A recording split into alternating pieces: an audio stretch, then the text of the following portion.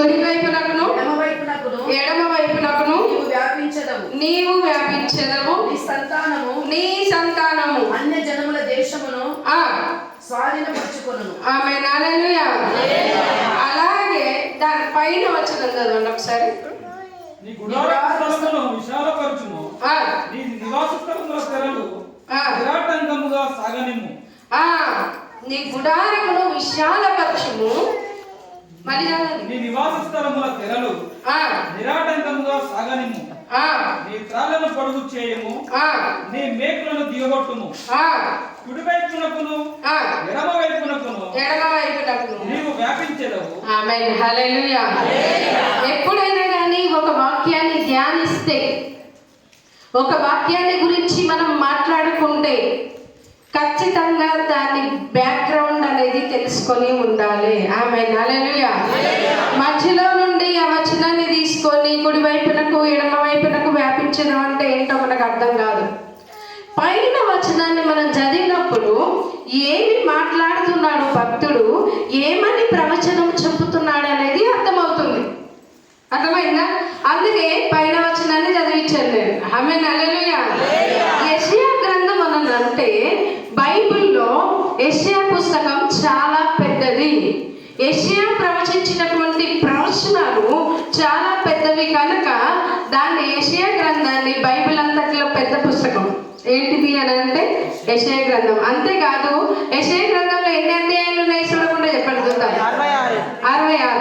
66 అనగానే మీకు ఏం గుర్తు రావాలి? బైబిల్ గ్రంథం, బైబిల్ పుస్తకాలు 66. అందుకే దీన్ని చిన్న బైబిల్ అని కూడా అంటారు. హల్లెలూయా. ఈ యెషయా ఎవరు అని మనం ఒకవేళ ఆలోచించినట్టయితే, యెషయా ఎవరు అని మనం ఆలోచిస్తే ఆయన మొట్టమొదట చాలా ధనవంతుడు. వీళ్ళకి ఒక సభ ఉంటది. ఎవరికి? యూదులకి ఒక సభ ఉంటది. ఆ సభలో 70 మంది సభ్యులు ఉంటారు. ఆ సభ్యుల్లో ఇతను ఒకడు, అంటే పెద్దలలో ఒకడు. తర్వాత ఇతను యొక్క పని ఏంటి అని అంటే ఆయన ఒక ప్రవక్త. ఏంటైనా ఒక ప్రవక్త. ప్రవక్త అంటే ఎవరు? కోనాయి ప్రవక్త. ప్రవక్త అనే వ్యక్తి వాక్యమును చెప్పక మానడు. హల్లెలూయా. ప్రవక్తను గుర్తుపట్టడం ఎట్లా అంటే అతని నోట ఎప్పుడు వాక్యమే ఉంటది. ఆమేన్. హల్లెలూయా. హల్లెలూయా. అయితే ఈ ప్రవక్త గొడవ ఏంటమ్మా, ఈ ప్రవక్త గొడవ ఏంటి, ఈ కథ ఏంటి అని మీరు అనుకుంటే, అసలు ఒక సంఘానికి ఎన్ని రకాల పరిచర్యలు ఉండాలి అనేది మనం ముందెరిగి ఉండాలి. ఆమేన్. హల్లెలూయా. గలతీయులకు రాసిన పత్రిక, ఎఫెసీయులకు రాసిన పత్రికల్లో ఉంటుంది, చూడండి ఒకసారి.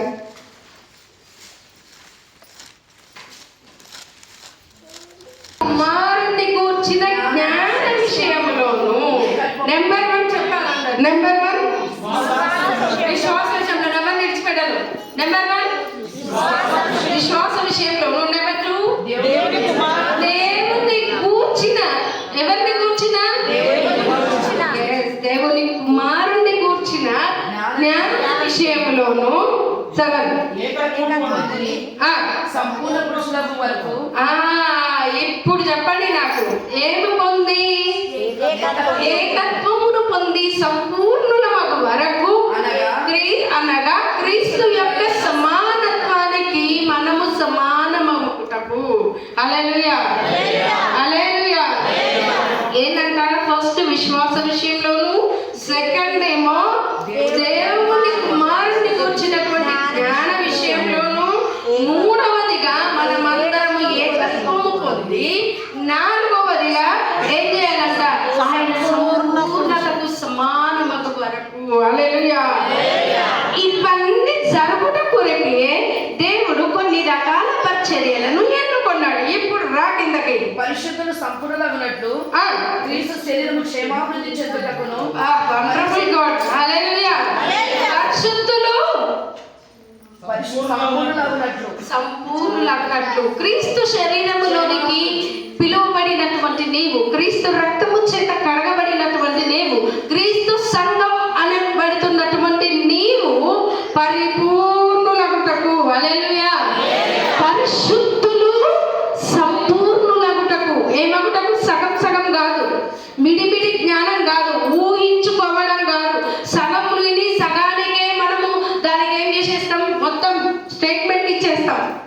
కాదు, సంపూర్ణులంటకు. హల్లెలూయా.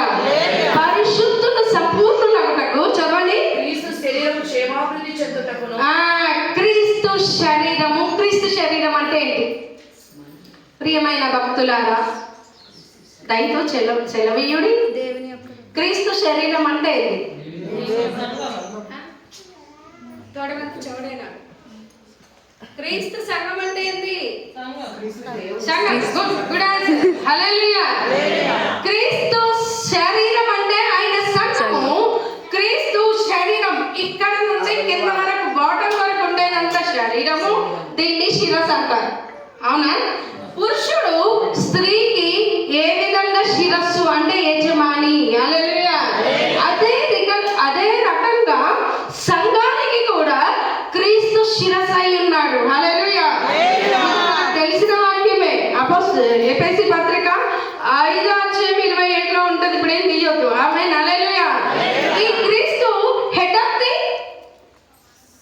చర్చ్. హల్లెలూయా. మన బాడీకి హెడ్ ఎట్లుంటుందో సంఘానికి క్రీస్తు ఏమై ఉన్నాడు? శిరస్సు అయి ఉన్నాడు. అయితే ఈ శిరస్సు ఒక్కటి ఉంటే సరిపోదు కదా, ఇది కూడా క్షేమాభివృద్ధి చెందాలంట.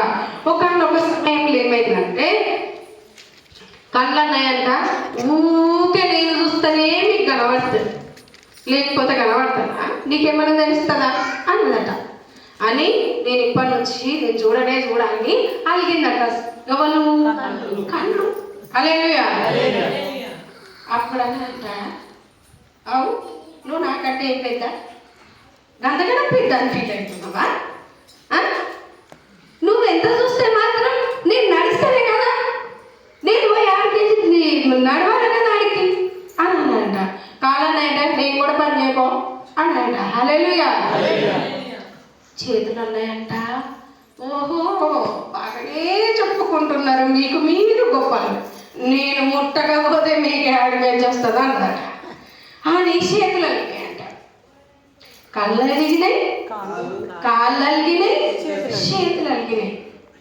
ఇప్పుడు ఒక రోజు అయింది, 2 రోజులు అయింది, ఇంకా 3వ రోజుకి ఈ శరీరం సొడబడిపోతుందట. కాళ్ళు ఉంటున్నాయంట, అబ్బా గుంజుతున్నాయి, అబ్బా గుంజుతున్నాయి, అబ్బా గుంజుతున్నాయి అన్నట. చేతులు కూడా అంటున్నాయంట, వడలిపోతున్నాయి అన్నట. కళ్ళు అంటున్నాయంట, అబ్బో కళ్ళు తెద్దామని వస్తలేవు అన్నాయంట. హల్లెలూయా. ఎటు చూసినా నాకు ప్రాబ్లం ఏముందా అని అన్నట. అప్పుడు కలపన్నదంట, మీరు లోపలికి పెడితేనే కదా నేను తినేది, నేను అరిగించేది, అప్పుడే కదా అన్నట. క్రీస్తు శరీరము క్షేమాభివృద్ధి పొందాలంటే శరీరంలో ఉన్న ప్రతి అవయవము పనిచేయాలి. హల్లెలూయా. హల్లెలూయా. మరి సంఘము క్షేమాభివృద్ధి చెందాలంటే సంఘములో ఉన్న ప్రతి ఒక్కరూ పని చేయాలి. నేను చెప్తున్నానా, బైబిల్ చెప్తుందా? అమ్మా గట్టిగా చెప్పండి. బైబిల్ చెప్పు. హల్లెలూయా. క్రీస్తు శరీరము క్షేమాభివృద్ధి పొందుటకై చెప్పండి. పరిచర్య ధర్మము జరుగుటకును. పరిచర్య ధర్మం జరుగుటకు దేవుడు నీ నివాస స్థలముల తెరలు, నీ నివాస స్థలము యొక్క తెరలు నిరాటంకంగా సాగనివ్వు. అంటే ఆటంకము లేకుండా సాగనివ్వు. హల్లెలూయా.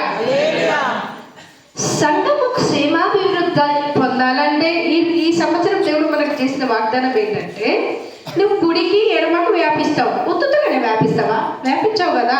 వ్యాపించడానికి నువ్వు చేయవలసిన కర్తవ్యం ఏంటంటే, పాయింట్ నెంబర్ 1, నీ గుడారమును విశాలపరచాలి. హల్లెలూయా. హల్లెలూయా. పాయింట్ నెంబర్ 2, నిరాటంకంగా తెరలను సాగనీయాలి. ఉన్న గుడారాన్ని విశాలపరచడం అంటే ఉన్నటువంటి టెంట్ ఏదైతుందో దాన్ని పెద్దగా వేసుకోవడానికి ఫస్ట్ ఆఫ్ ఆల్ ప్లాన్ చేయాలి. వితౌట్ ప్లాన్ సక్సెస్గా. ఓకే. రెండవది, ఈ తెరలనంట నిరాటంకంగా అంటే వాటికి ఆటంకం లేకుండా. ఫర్ ఎగ్జాంపుల్ ఇది ఒక తెర అనుకుందాము. ఈ తెరని నేను ఇట్లా చాపితే అక్కడ వరకు చాపితే ఇట్లా అవుతుంది. నేను మధ్యలో ఇట్లా పెట్టిన అనుకో, ఇది కరెక్ట్గా సాగుతుందా? సాగదా? అంటే ఇదేంటిది? ఆటంకం. హల్లెలూయా. అంటే ఆటంకం లేకుండా సంఘములో ఉంటున్నటువంటి వ్యక్తులు సంఘానికి క్షేమాభివృద్ధి కలిగించాలంటే నెంబర్ 1 యొక్క ఆలోచన విధానములో విశాలత అవసరం. హల్లెలూయా. సంకుచితమైన స్వభావము కలిగి సంకుచితమైన ఆలోచనలు కలిగి ఉంటే ఆ సంఘం ఎన్నడూ కూడా అభివృద్ధి చెందదు. దేవుని వాక్యమే చెప్తుంది కదా, నీ గుడారమును విశాలపరచుము. Broad your mind. హల్లెలూయా. నీ ఆలోచన విధానాన్ని నువ్వేం చేయాలంటే విశాలపరచాలి. నెంబర్ 2, నీ యొక్క తెరలను నిరాటంకంగా సాగనివ్వు. అంటే సంఘ కార్యక్రమాలు ఏవైతే ఉన్నాయో ఆ కార్యక్రమాలను ఆటంకము లేకుండా చేయాలి. మీకు అర్థమయ్యేటందుకు నేను ఒక మంచి ఎగ్జాంపుల్ చెప్తా. పాస్టర్ జెఫన్యా అయ్యగారు ఉన్నారు కదా, చాలా మందికి సుపరిచితులు. ఈ జెఫన్యా అయ్యగారు సేవకు వెళ్ళిన కొత్తలో అయితే అక్కడ ఉన్నటువంటి వాళ్ళ విశ్వాసులు ఉన్నారు కదా, చాలా పెద్ద ఎల్డర్స్ ఉన్నారనమాట. అయ్యగారి కంటే మంచి మంచి జ్ఞానవంతులు, మళ్ళీ విద్యావంతులు, ఉద్యోగస్తులు కూడా ఉన్నారు.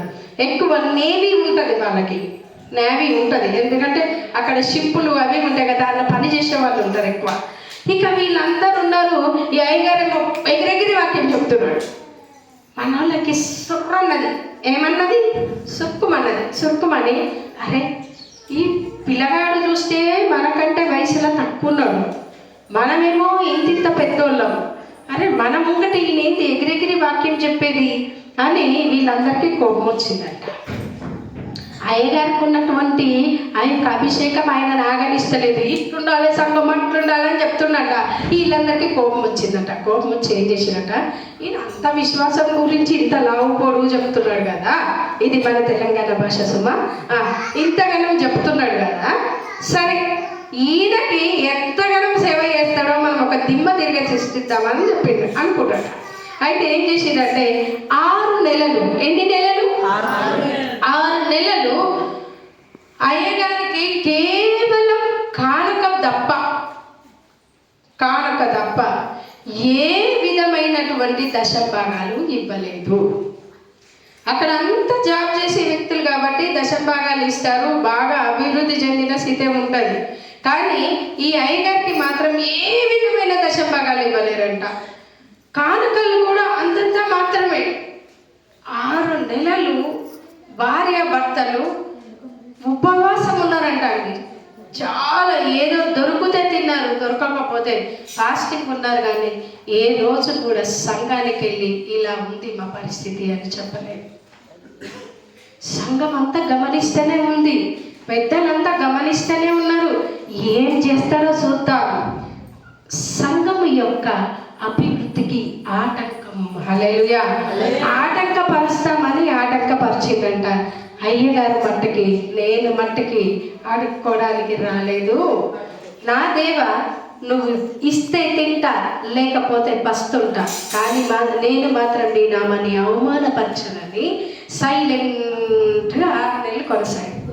ఆఫ్టర్ 6 months 6 నెలల పిదప ఒక్కలెంకొక్కలు వచ్చి అయ్యగారి దగ్గర మోకరించి బుక్క పెట్టి ఏడుస్తున్నారంట.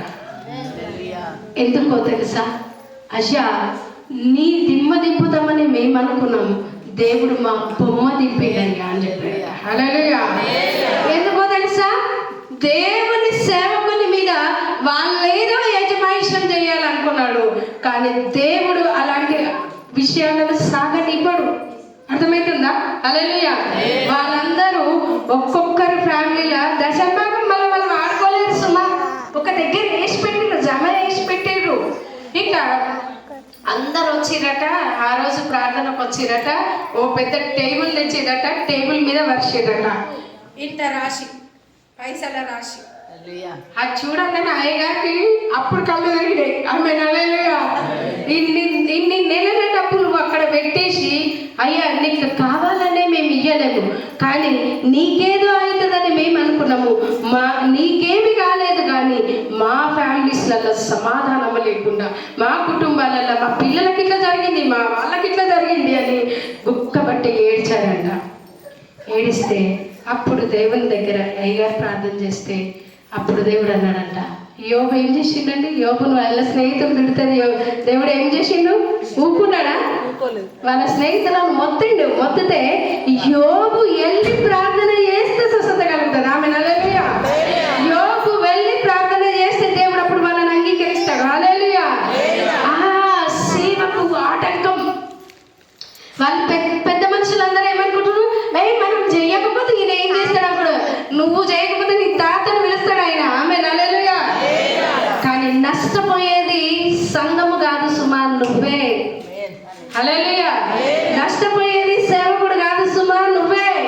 నష్టపోయేది ఆయన సంఘము కాదు, నువ్వే. హల్లెలూయా. నీ కుటుంబమే నష్టపోతుంది, నువ్వే పర్సనల్ గా నష్టపోతావు. Yes, it is true. Amen. Hallelujah. అందుకే అంటున్నాడు, అయ్యా సంఘము క్షేమాభివృద్ధి చెందాలంటే, సంఘము మంచి స్థితిలో ఉండాలంటే మైండ్ ని బ్రాడ్ చేసుకో, నీ ఆలోచన విశాలపరచబడాలి. మొట్టమొదటిగా నీ గుడారమును విశాలపరచు, రెండవదిగా నీ తెరలను నిరాటంకంగా సాగనిము, మూడవదిగా నీ యొక్క తాళ్లను పొడుగు చేయుము. హల్లెలూయా. టెంట్ చిన్న ఉన్నప్పుడు అదే టెంట్ పెద్దగా కావాలంటే మూల ఆడగొట్టాలి, తాడాడికి గుంజాలి. అవునా కాదా? ఏమండి? అంటే నువ్వు చేస్తున్న పని ఏదైనా సరే తాడులాగా పెద్దగా చేసేటువంటి ఆలోచన కలిగి ఉండాలా. ఆమేన్. హల్లెలూయా. నేను కిందనే వేస్తా, నన్ను బాత్రూమ్ లేక అడుగుమన్నారు, నేను బాత్రూమ్ లేక అడుగుతా, నేను బాసన్లు దోమ అంటే కుదరదు. అప్పుడు నువ్వు క్షేమాభివృద్ధి చేస్తున్నట్టు కాదు. అది కుటుంబం అయినా సరే, చిన్న కోడలు వచ్చి అత్త నువ్వు నన్ను బాసన్లు దొమ్మను తోమిన అయిపోయిందని అంటే కొన్ని బియ్యం పెట్టి బిడ్డ అంటే నా పని కాదు, అది పెద్ద కోడలు పని అన్నది అనుకో, అప్పుడు ఏమైతుంది? కడిపెడుతుంది అందరికి. అర్థమవుతుందా అండి? హల్లెలూయా. హల్లెలూయా. కోపం వచ్చిన వాళ్ళందరూ కోపం వచ్చిందని పట్టిడలేదు. హల్లెలూయా. ఇప్పుడు చెప్పండి, కోపం వచ్చిన చదవండి. నీ మేకులను దిగగొట్టుము. ఇప్పుడు హల్లెలూయా. నీ మేకులు కుడి వైపునకును ఎడమ వైపునకును నీవు వ్యాపించెదవు. నీ సంతానము అన్య జనముల దేశమును స్వాధీనపరచుకొనును. ఆమేన్. హల్లెలూయా. అలాగే దాని పైన వచ్చిన చదవండి ఒకసారి. నీ గుడార స్థలమును విశాలపరచుము, నీ నివాస స్థలముల తెరలు నిరాటంకముగా సాగనిమ్ము. నీ గుడారమును విశాలపరచుము, మళ్ళీ నీ నివాస స్థలముల తెరలు నిరాటంకముగా సాగనిమ్ము. నీ త్రాళ్ళను పొడుగు చేయము, నీ మేకులను దిగగొట్టుము. కుడి వైపునకును ఎడమ వైపునకును నీవు వ్యాపించెదవు. ఆమేన్. హల్లెలూయా. ఎప్పుడైనా కానీ ఒక వాక్యాన్ని ధ్యానిస్తే, ఒక వాక్యాన్ని గురించి మనం మాట్లాడుకుంటే ఖచ్చితంగా దాని బ్యాక్గ్రౌండ్ అనేది తెలుసుకొని ఉండాలి. ఆమేన్. హల్లెలూయా. మధ్యలో నుండి ఆ వచనాన్ని తీసుకొని కుడి వైపునకు ఎడమ వైపునకు వ్యాపించడం అంటే ఏంటో మనకు అర్థం కాదు. పైన వచనాన్ని మనం చదివినప్పుడు ఏమి మాట్లాడుతున్నాడు భక్తుడు, ఏమని ప్రవచనం చెప్పుతున్నాడు అనేది అర్థమవుతుంది. అర్థమైందా? అందుకే పైన వచనాన్ని చదివించాను నేను. ఆమేన్. హల్లెలూయా. యెషయా గ్రంథం అని అంటే బైబిల్లో యెషయా పుస్తకం చాలా పెద్దది.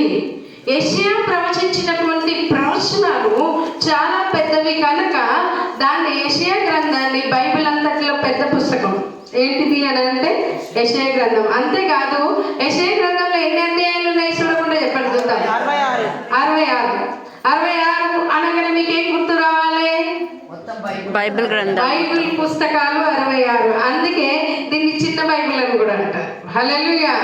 ఈ యెషయా ఎవరు అని మనం ఒకవేళ ఆలోచించినట్టయితే, యెషయా ఎవరు అని మనం ఆలోచిస్తే ఆయన మొట్టమొదట చాలా ధనవంతుడు. వీళ్ళకి ఒక సభ ఉంటది. ఎవరికి? యూదులకి ఒక సభ ఉంటది. ఆ సభలో 70 మంది సభ్యులు ఉంటారు. ఆ సభ్యుల్లో ఇతను ఒకడు, అంటే పెద్దలలో ఒకడు. తర్వాత ఇతను యొక్క పని ఏంటి అని అంటే ఆయన ఒక ప్రవక్త. ఏంటైనా ఒక ప్రవక్త. ప్రవక్త అంటే ఎవరు? కోనాయి ప్రవక్త. ప్రవక్త అనే వ్యక్తి వాక్యమును చెప్పక మానడు. హల్లెలూయా. ప్రవక్తను గుర్తుపట్టడం ఎట్లా అంటే అతని నోట ఎప్పుడు వాక్యమే ఉంటది. ఆమేన్. హల్లెలూయా. హల్లెలూయా. అయితే ఈ ప్రవక్త గొడవ ఏంటమ్మా, ఈ ప్రవక్త గొడవ ఏంటి, ఈ కథ ఏంటి అని మీరు అనుకుంటే, అసలు ఒక సంఘానికి ఎన్ని రకాల పరిచర్యలు ఉండాలి అనేది మనం ముందెరిగి ఉండాలి. ఆమేన్. హల్లెలూయా. గలతీయులకు రాసిన పత్రిక ఎఫెసీయులకు రాసిన పత్రికల్లో ఉంటుంది, చూడండి ఒకసారి.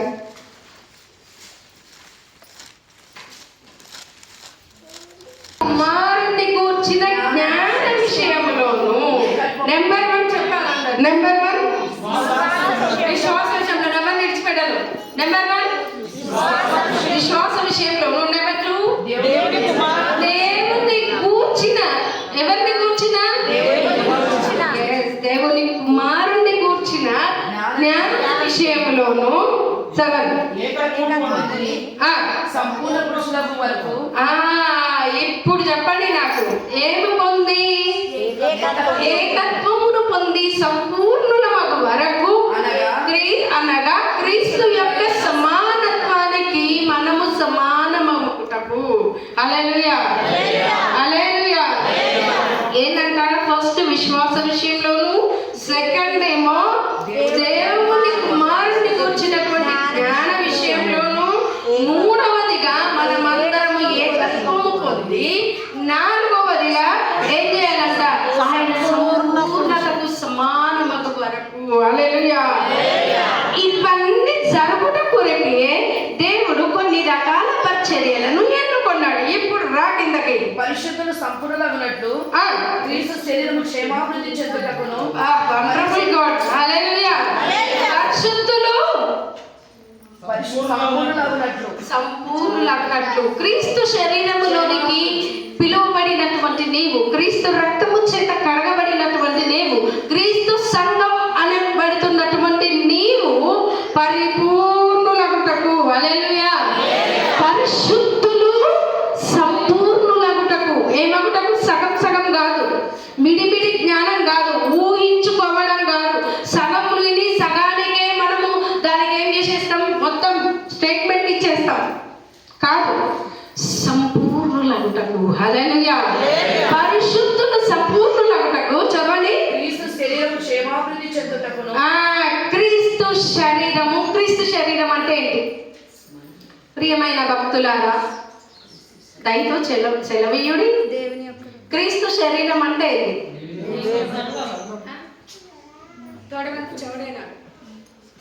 క్రీస్తు సంఘం అంటే ఏంటి? సంఘం. Good answer. హల్లెలూయా. క్రీస్తు శరీరం అంటే ఆయన సంఘము. క్రీస్తు శరీరం ఇక్కడ నుండి కింద వరకు, బాటం వరకు ఉండేదంత శరీరము. దీన్ని శిరస్సు అంటారు. అవునా? పురుషుడు స్త్రీకి ఏ విధంగా శిరస్సు అంటే యజమాని. హల్లెలూయా. అదే రకంగా సంఘానికి కూడా క్రీస్తు శిరస్సు అయి ఉన్నాడు. హల్లెలూయా. తెలిసిన వాక్యమే. ఎఫెసీ పత్రిక 5:27 ఉంటుంది. ఇప్పుడు ఏం తీయొద్దు. ఆమేన్. హల్లెలూయా. ఈ క్రీస్తు హెడ్ ఆఫ్ ది చర్చ్. హల్లెలూయా. మన బాడీకి హెడ్ ఎట్లుంటుందో సంఘానికి క్రీస్తు ఏమై ఉన్నాడు? శిరస్సు అయి ఉన్నాడు. అయితే ఈ శిరస్సు ఒక్కటి ఉంటే సరిపోదు కదా, ఇది కూడా క్షేమాభివృద్ధి చెందాలంట. ఒకనొక సమయంలో ఏమైందంటే, కళ్ళు అన్నాయంట, ఊకే నేను చూస్తేనే మీకు కనబడుతుంది, లేకపోతే కనబడుతుందా, నీకేమైనా తెలుస్తుందా అన్నదట. అని నేను ఇప్పటి నుంచి నేను చూడాలని అలిగిందట. ఎవరు? కళ్ళు. హల్లెలూయా. అప్పుడు అన్నదట, అవు నువ్వు నాకంటే ఏం పెద్ద, అంతకన్నా పెద్ద అని ఫీల్ అవుతున్నావా? నువ్వు ఎంత చూస్తే మాత్రం నేను నడుస్తానే కదా, నేను పోయి ఆడికి నడవాలి కదా ఆడికి అని అన్నాడంట. కాలన్నాయంట, నేను కూడా పని చేయకో అన్నాడంట. హల్లెలూయా. చేతులు అన్నాయంట, ఓహో బాగానే చెప్పుకుంటున్నారు, మీకు మీరు గొప్పలు, నేను ముట్టకపోతే మీకు యాడ్ వేసి వస్తుంది అన్నదట. నీ చేతులు అలిగినాయంట, కళ్ళు అలిగినాయి, కాళ్ళు అలిగినాయి, చేతులు అలిగినాయి. ఇప్పుడు ఒక్క రోజు అయింది, 2 రోజులు అయింది, మూడో రోజుకి ఈ శరీరం సొడబడిపోతుందట. కాళ్ళు ఉంటున్నాయంట, అబ్బా గుంజుతున్నాయి, అబ్బా గుంజుతున్నాయి, అబ్బా గుంజుతున్నాయి అన్నట. చేతులు కూడా అంటున్నాయంట, వడలిపోతున్నాయి అన్నట. కళ్ళు అంటున్నాయంట, అబ్బో కళ్ళు తెద్దామని వస్తలేవు అన్నాయంట. హల్లెలూయా. ఎటు చూసినా నాకు ప్రాబ్లం ఏముంది అని అన్నట. అప్పుడు కడపన్నదంట, మీరు లోపలికి పెడితేనే కదా నేను తినేది, నేను అరిగించేది, అప్పుడే కదా అని అంట. క్రీస్తు శరీరము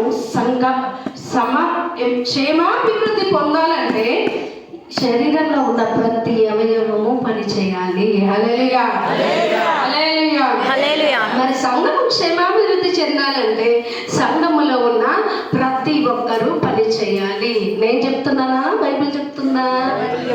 అమ్మా గట్టిగా చెప్పండి, బైబిల్ చెప్తుంది. హల్లెలూయా, హల్లెలూయా. క్రీస్తు శరీరము క్షేమా